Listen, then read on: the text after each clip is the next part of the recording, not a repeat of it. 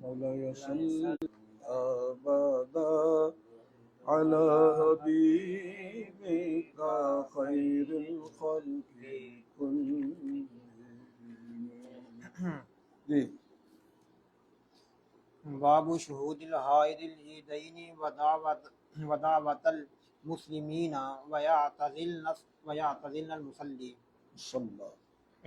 باب ہے حائضہ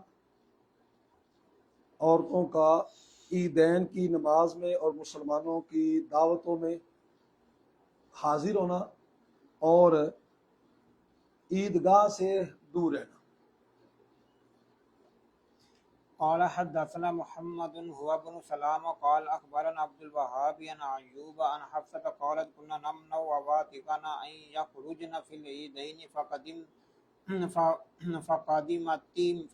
امرأة فنزلت قصر بني خلف فحدثت عن اختها وكان زوج اختها غدا مع النبي صلى الله عليه وسلم 12 وكانت اختي معه في 6. قالت كنا نداوي كلمي ونقوم على المرضى فسألت اخت النبي صلى الله عليه وسلم على احدانا بعث اذا لم يكن لها جلباب الا تخرج قال لتلبسها صاحبتها من جلبابها ولتشهد الخير ودعوة المسلمين. فلما قدمت أم عطية سألتها أسمعت النبي صلى الله عليه وسلم قالت بأبي نعم وكانت لا تذكره إلا قالت بأبي سمعته يقول تخرج العواتق وذوات الخدور أو العواتق ذوات الخدور والحيض وليشهدن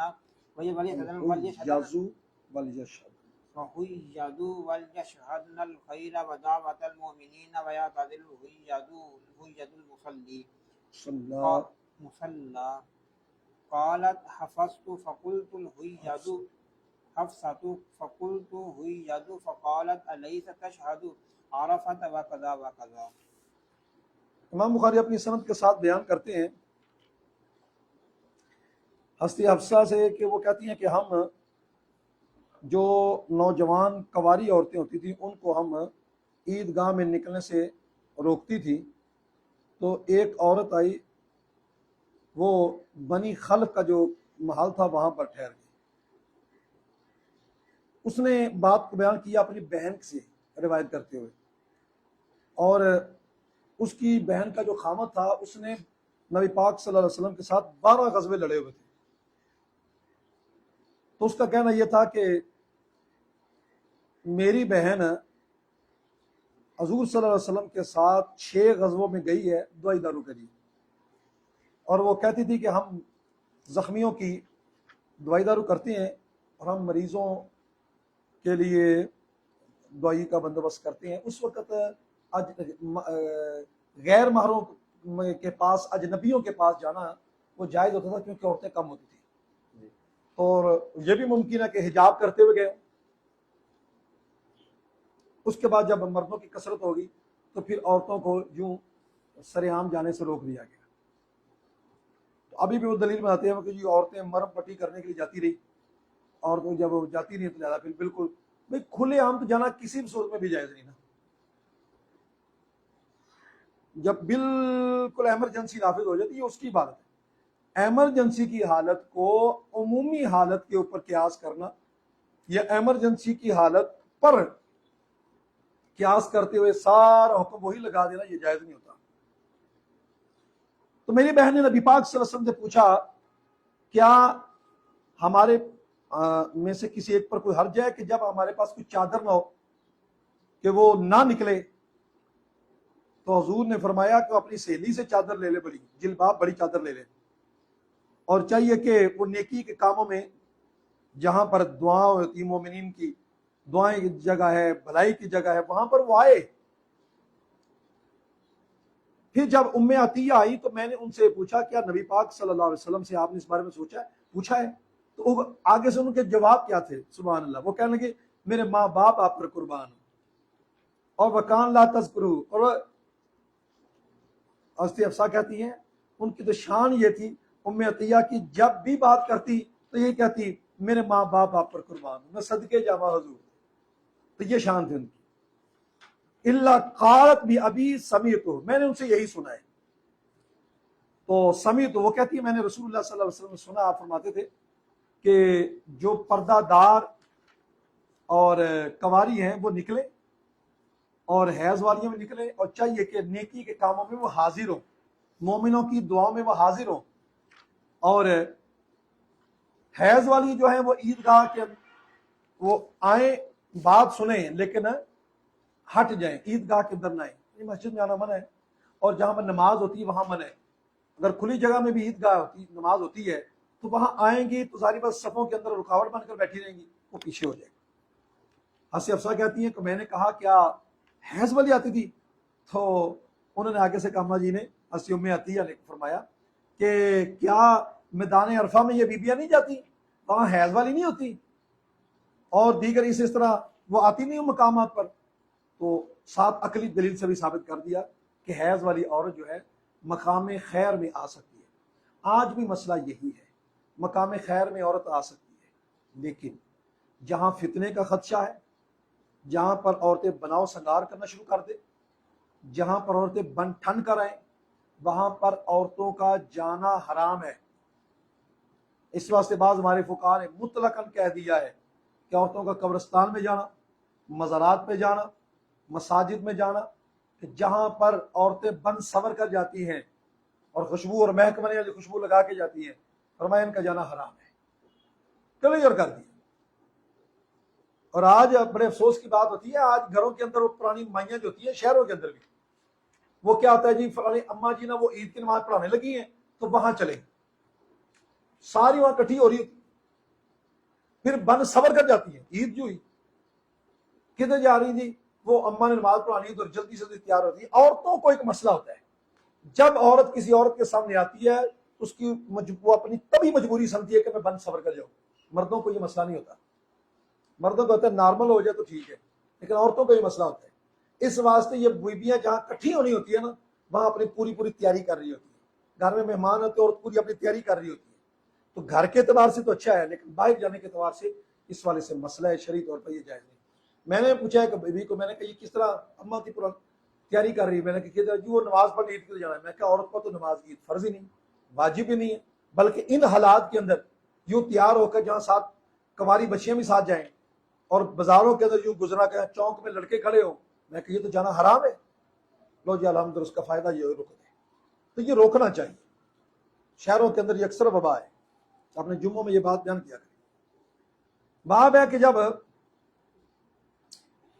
جی باب اذا حادت فی شہر ثلاث حیض وما يصدق النساء في الحيض والحمل فيما يمكن من الحيض لقول الله تعالى ولا يحل لهن ان يكتمن ما خلق الله في ارحامهن. ويذكر عن علي وشريح ان امرأة جاءت ببينة من بطانة اهلها ممن يرضى دينه انها حادت ثلاثا في شهر صدقت. وقال عطاء اقرؤوها ما كان به قال ابراهيم وقال عطاء الحيض يوم الى 15.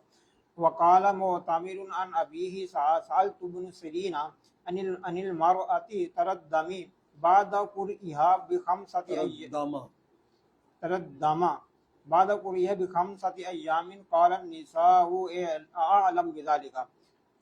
قال حدثنا احمد بن ابي رجاء قال حدثنا ابو اسامه قال سمعت هشام بن عروه قال اخبرني ابي عن عائشه رضي الله عنها ان فاطمه بنت ابي جبيش سالت النبي صلى الله عليه وسلم قالت اني استحاض فلا اطهر افعد الصلاه فقال لا ان ذلك عيد ولكن دعي الصلاه قدر الايام التي كنت تحدين فيها ثم اغتسلي وصلي. باب ہے جب عورت کو حیض آئے ایک مہینے میں 3، اور جو حیض میں عورتیں تصدیق کر دیں اور حمل میں ان مسائل میں جن میں حیض کا آنا ممکن بھی ہو. اللہ تعالیٰ کا فرمان ہے کہ عورتیں ان کو نہ چھپائیں جو اللہ تعالیٰ نے ان کے رحموں میں پیدا کی ہے. اور حضرت علی رضی اللہ تعالیٰ سے شرح سے ذکر کیا جاتا ہے کہ اس کے گھر والوں میں سے کوئی رازدان جو آئے ان میں سے جس سے وہ راضی ہو تو وہ اس کی دلیل لے گئے کہ یہ اس کو حیض آیا ہے 1 مہینے میں، تو اس کی تصدیق کر دی جائے گی۔ حضرت عطا نے کہا کہ اس کے حیض وہی ہے ما کانت بھی، ما کانت جو اس کے آتے تھے، اور یعنی عدت کے زمانہ کے اندر جو اس کے حیض ہیں وہی ہیں جو عدت سے پہلے ہیں، یہ کوئی نئے نہیں آ گئے، اعتبار اسی اعتبار سے ہوگا۔ اسی کے ساتھ ابراہیم نقی کہتی ہیں اور عطا کہتے ہیں کہ حیض یہ 1 دن سے لے کر 15 دن تک ہے، اور معتمر اپنے والد سے روایت کرتے ہیں کہ میں نے ابن سیرین سے پوچھا اس عورت کے بارے میں جس نے خون کو دیکھا حیض کے بعد، تو کہا 5 دن ہیں، اور یہ ساتھ کہا کہ عورتیں اس مسئلے کو زیادہ جانتی ہیں۔ تو اب مسئلہ یہ ہے کہ 3 دن سے لے کر 10 دن تک مقدار ہے اس کی، 3 دن کم از کم ہے، 10 دن زیادہ۔ دوسری بات یہ ہے کہ جو عورت کی عادت بن جائے پھر 3 دن یا 10 دن بلکہ وہ عادت کے مطابق ہوگا، لیکن وہ عادت بھی ہوگی وہ 3 دن سے 10 دن کے درمیان ہوگی، اس سے اوپر نہیں ہوگی، نہ اس سے کم ہوگی۔ حیض ایک عورت کو 3 حیض 1 مہینے میں نہیں آ سکتے، اس والے سے یہ جو فیصلہ ہے ایک ہو سکتا ہے کہ یہ فیصلہ کسی خاص پروسیجر میں کیا گیا ہو، لیکن یہ ہے کہ جب حیض زیادہ ہوتا ہے نا تو طہر کم ہو جاتا ہے، طہر زیادہ ہوتا ہے تو حیض کم ہو جاتا ہے۔ تو نوعیت اس والے سے بڑی واضح ہے، حدیث پاک ہے نبی پاک صلی اللہ علیہ وسلم کی، میں اقل الحیض 3 ایام، حیض کی کم از کم مدت 3 دن ہے، واکثر 10 ایام، اور اس کی زیادہ مدت 10 دن ہے، اور 2 حیضوں کے درمیان جو کم از کم مدت ہے وہ 15 دن کی ہے، وہ 15 دن کی ہے۔ اس کو نصب الرایہ وغیرہ میں روایات کو ذکر کیا گیا۔ تو یہ لازمی بات ہے کہ 3 دن طہر کے ہو اور 3 دن حیض کے آئے پھر طہر آ جائے، تو جب طہر آئے گا پھر 15 دن کا تو نہیں آئے گا، پھر طہر کے دن بڑھیں گے۔ اس والے سے تھوڑا سا غور کرنا چاہیے، لیکن 3 مہینے کی جو مدت ہے وہ اسی کے لیے ہے وَاللَّائِ يَئِسْنَ مِنَ الْمَحِيضِ مِن نِّسَائِكُمْ، کہ جو حیض سے مایوس ہو جائیں ان کے لیے پھر 3 مہینے کی عدت آتی ہے طلاق کی۔ تو امام بخاری اپنی سند کے ساتھ بیان فرماتے ہیں کہ عائشہ صدیقہ رضی اللہ تعالیٰ سے روایت ہے کہ فاطمہ بنت ابی حبیش نے نبی پاک صلی اللہ علیہ وسلم سے پوچھا کہ حضور مجھے حیض آتا ہے تو کیا میں نماز کو چھوڑ نہ دوں؟ حضور صلی اللہ علیہ وسلم نے فرمایا نہیں، یہ ایک رگ کا خون ہے، لیکن جب حیض آئے تو نماز کو چھوڑ دے اتنے دن جتنے دن تجھے حیض آئے، پھر غسل کر لے اور نماز پڑھے۔ جی قال حدثنا قتيبة بن سعيد قال حدثنا إسماعيل عن أيوب عن محمد عن أم عطية قالت كنا لا نعد القدرة والسفرة شيئا۔ باب ہے صف والقدرہ، زردی اور مٹیالہ کر حیض کے علاوہ دنوں میں دیکھنا۔ امام بخاری اپنی سند کے ساتھ بیان کرتے ہیں کہ حضرت ام عطیہ سے روایت آتی ہے کہ ہم یہ گدلا پن اور مٹیالے کو اور زردی کو ہم حیض شمار نہیں کرتے تھے۔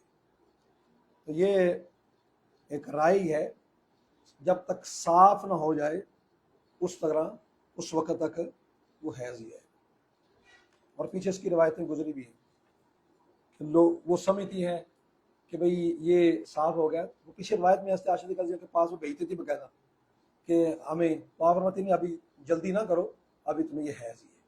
تو مٹیالے کلر کا ذکر وہاں پر۔ جی باب ارق الاستحاضة قال حدثنا ابراهيم بن المنذر قال حدثنا معن قال حدثني ابن ابي ذئب عن ابن شهاب عن عروة وعن عمرة عن عائشة رضي الله عن عائشة زوج النبي صلى الله عليه وسلم ان ام حبيبة استحيضت 7 سنين فسألت رسول الله صلى الله عليه وسلم عن ذلك فأمرها أن تغتسل فقال هذا عرق فكانت تغتسل لكل صلاة۔ باب ہے استحاضہ بی بی کی رگ کا خون۔ امام بخاری اپنی سند کے ساتھ بیان کرتے ہیں ہستے عروہ سے اور ہستے امرہ سے، وہ ام المؤمنین سے داخلہ کر دی اللہ تعالیٰ عنہ سے کہ ام حبیبہ کو 7 سال مسلسل استحاضے کا خون رہا۔ انہوں نے رسول اللہ صلی اللہ علیہ وسلم سے بارے پوچھا تو آپ نے حکم فرمایا کہ اس کا غسل کرے، اور فرمایا کہ یہ ایک رگ کا خون ہے، اس کا ہر نماز کے لیے غسل کرے۔ ہر نماز کے لیے وضو ہے، غسل کا بس اوقات کسی کو حضور طبی طور پر بھی فرما دیتے ہیں جی۔ باپ کے ساتھ مناسبت کا رگ کے خون کا ہو، استحاضہ ہوتا ہے، استحاضہ کے اندر غسل کرنا پڑتا ہے، وضو کرنا پڑتا ہے، نماز نہیں چھوڑی جاتی۔ باب المرأة تحيض بعد الإفاضة قال حدثنا طواف افادہ کے بعد، طواف افادہ کے بعد عورت حیض کو دیکھے۔ قال حدثنا عبد الله بن يوسف قال اخبرنا مالك عن عبد الله بن ابي بكر بن محمد بن عمرو بن حزم عن ابيه عن عمرة بنت عبد الرحمن عن عائشة زوج النبي صلى الله عليه وسلم انها قالت لرسول الله صلى الله عليه وسلم يا رسول الله ان صفية بنت حيي قد حاضت قال رسول الله صلى الله عليه وسلم لعلها تحبسنا علم تكن طافت معكن فقالوا بلا قال فاخرجي۔ امام بخاری اپنی سند کے ساتھ بیان کرتے ہیں حضرت عمرہ بنت عبد الرحمن سے، وہ حضرت عائشہ رضی اللہ تعالیٰ عنہ سے، کہ وہ کہتی ہیں رسول اللہ صلی اللہ علیہ وسلم کو، ان کا یا رسول اللہ صفیہ بنت حیی اس کو حیض آ گیا۔ رسول اللہ صلی اللہ علیہ وسلم فرمایا شاید کہ وہ ہمیں اب روکے، کیا اس نے طواف کر نہیں لیا تھا، یعنی وہ طواف افادہ بیویوں کے ساتھ، انہیں کہا کہ کر لیا تو پھر چلو، اب طواف وداع نہ بھی کیا جائے تو گزارا ہو جاتا ہے، لیکن طواف زیارت، طواف افادہ یہ فرض ہے، یہ چھوڑا نہیں جا سکتا۔ تو باپ کے ساتھ مناسبت کہ طواف افادہ کے بعد اگر حیض آتا ہے تو کیا کیا جائے؟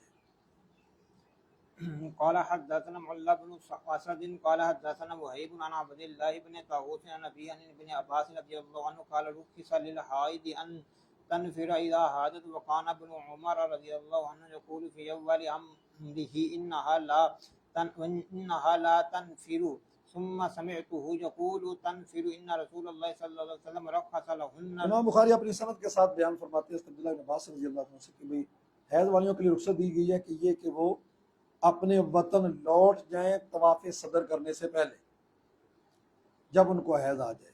اور اس عبداللہ بن عمر کا فرماتے تھے اپنے اس حدیث کو جاننے سے پہلے، اپنے پہلے معاملے میں، یعنی اس حدیث کو جاننے سے پہلے کہ وہ نہیں جائے گی، پھر میں نے سنا ان کو یہ کہتے ہوئے کہ وہ چلی جائے گی، کیونکہ رسول اللہ صلی اللہ علیہ وسلم نے ان کو رخصت دی ہے۔ مولا صلی اللہ